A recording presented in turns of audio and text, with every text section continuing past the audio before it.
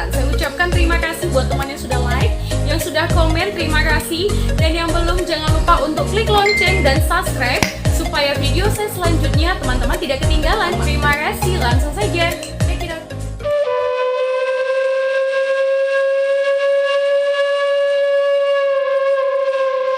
Perubahan sosial suku Batak dari kanibalisme ke humanisme.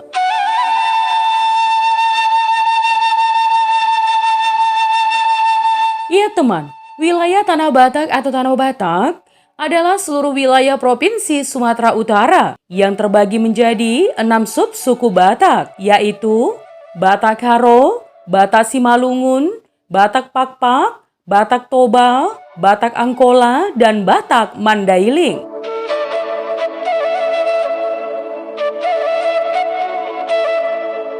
Ya, Batak Karo mendiami daratan tinggi Karo, Langkat, Hulu, Deli Hulu, Serdang Hulu, dan sebagian Dairi. Batak Simalungun mendiami daerah Simalungun. Batak Pakpak mendiami daerah Dairi. Batak Toba mendiami daerah tepi Danau Toba, Pulau Samosir, Asahan Silindo. Batak Angkola mendiami daerah Angkola, Sipirok, sebagian Sibolga, dan Batang Toru, dan daerah bagian utara Padang Lawas.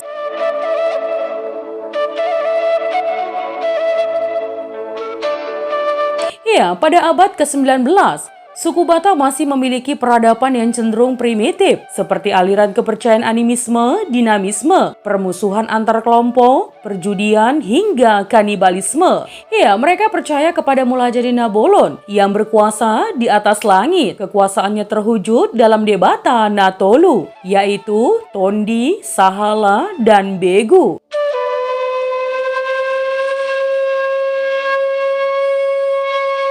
Ya, dalam hubungan tentang jiwa, roh, dan dunia akhirat, orang Batak mengenal 3 konsep, yaitu Tondi, Sahala, dan Begu. Tondi adalah jiwa atau roh seseorang yang merupakan kekuatan. Oleh karena itu teman, Tondi memberi nyawa kepada manusia.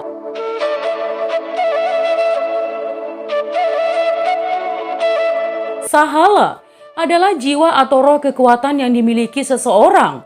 Sahala sama dengan Sumagot, tuah atau kesaktian yang dimiliki oleh para raja atau hula-hula.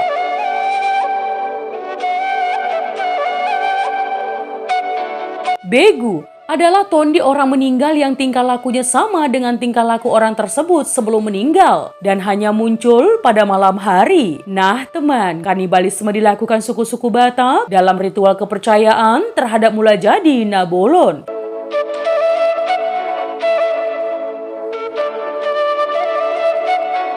Ya, mereka mempersembahkan organ tubuh manusia, terkhusus darah, jantung, telapak tangan, dan telapak kaki manusia. Ya, untuk menambah tondi dari Mulajadi Nabolon. Masyarakat suku Batak yang menyembah Mulajadi Nabolon menganut agama Farmalim.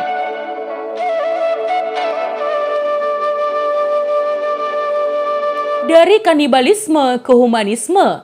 Ya, kanibalisme merupakan sebuah fenomena di mana satu makhluk hidup makan makhluk hidup sejenisnya.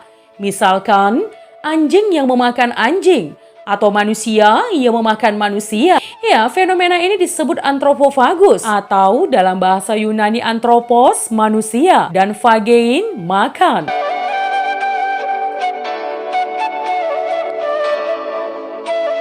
Ya, kampung Batak di masa lampau Ambarita dikelilingi bebatuan berduri sebagai perlindungan dari serangan musuh. Masyarakat Ambarita dulu sering berperang dan memasung musuh yang tertangkap. Lalu melalui kalender Batak, raja akan menentukan hari untuk menyidangkan tawanan di taman kecil di tengah desa. Jika hukuman mati ditetapkan, tawanan direbahkan di batu datar mirip meja makan di belakang desa.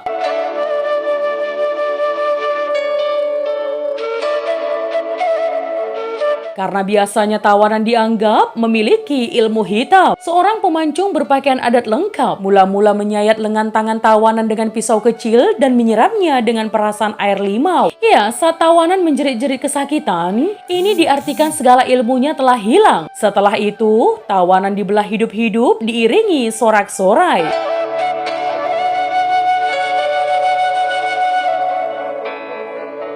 Perutnya dibelah, diambil isinya, dan dibagikan kepada penduduk untuk segera dimakan. Dengan perut menganga dan hampir mati, tawanan dipapa menuju batu pancungan. Nah teman, dalam satu kali ayunan parang, kepala tawanan harus putus. Kalau gagal nih ya, kepala si pemancung yang akan dipenggal.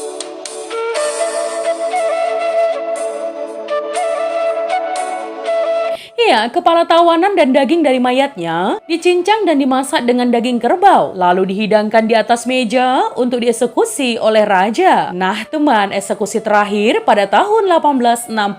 Ya, sebelum kedatangan misionaris Iquerlucuit no Manson. Ya, yang berhasil memahami adat serta bahasa setempat dan merubah masyarakat Batak termasuk Ambarita. Ya, menjadi penganut Kristen Protestan yang taat dan menghapus ritual kanibalisme ini.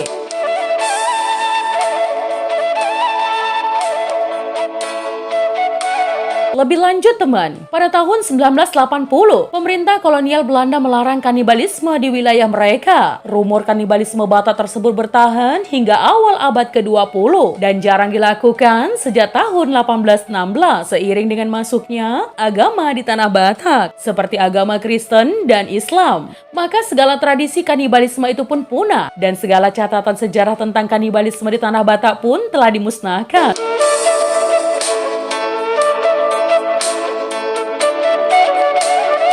Karena bertolak belakang dengan ajaran agama yang berkembang di tanah Batak. Benarkah suku Batak dahulu kanibal yang memakan musuh untuk menambah kekuatan? Ya, pada tahun 1292, Marco Polo, seorang penjelajah asal Italia, menuliskan pengalamannya bertemu kelompok masyarakat yang memakan manusia ketika singgah di pesisir timur Sumatera.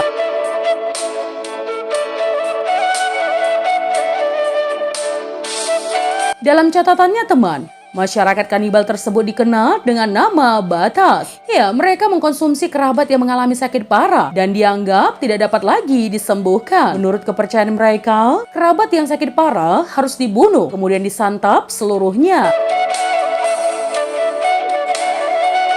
Apabila terdapat satu bagian tertinggal, akan mengeluarkan cacing-cacing yang mati kelaparan. Bersama cacing tersebut, jiwa orang yang disantap dapat mendatangkan kesengsaraan serta dosa besar untuk seluruh masyarakat di sekitarnya.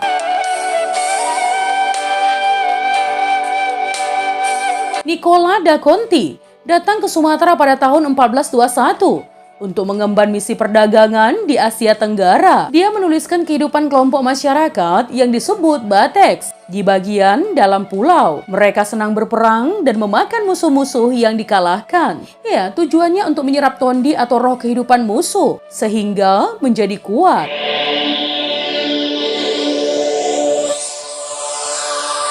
Gubernur Jenderal Thomas Ranford Raffles pada tahun 1820 mempelajari suku Batak dan berbagai ritual-ritualnya. Berdasarkan catatan Raffles, kegiatan kanibalisme terhadap kerabat biasanya dilakukan terhadap para orang tua yang dianggap terlalu tua untuk bekerja atau terhadap pelaku tindak kejahatan. Ya, khususnya pelaku kejahatan dimakan dalam kondisi hidup-hidup.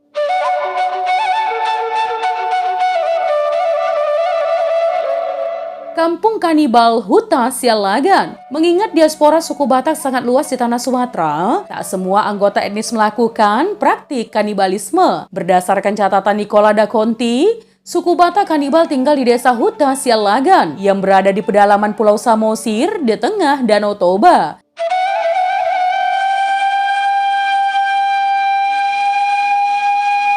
Sesuai namanya, Desa Huta Sialagan dibangun oleh masyarakat etnis Batak dari marga Sialagan. Ya, mengunjungi perkampungan ini dapat dilihat 8 rumah bolon dengan fungsi yang berbeda-beda. Hal paling mengerikan yaitu keberadaan meja dan kursi yang dikenal dengan batu persidangan.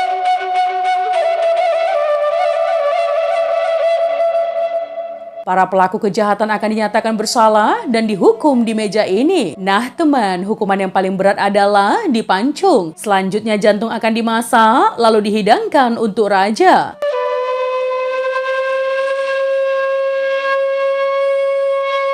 Lebih lanjut teman, pada tahun 1890, ketika kolonial Belanda menduduki Sumatera, kanibalisme oleh suku Batak telah dilarang. Ya, ritual mengerikan dari suku Batak ini bertahan hingga abad ke-20 dan telah jarang dilakukan sejak tahun 1816.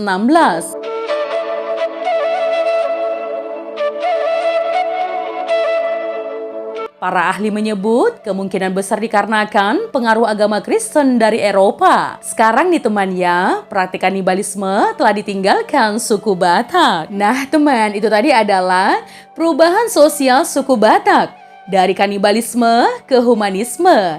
Jika ada kesalahan dalam penyampaian informasi, mohon dimaafkan ya teman. Untuk kritik dan saran yang membangun, langsung saja tinggalkan di kolom komentar.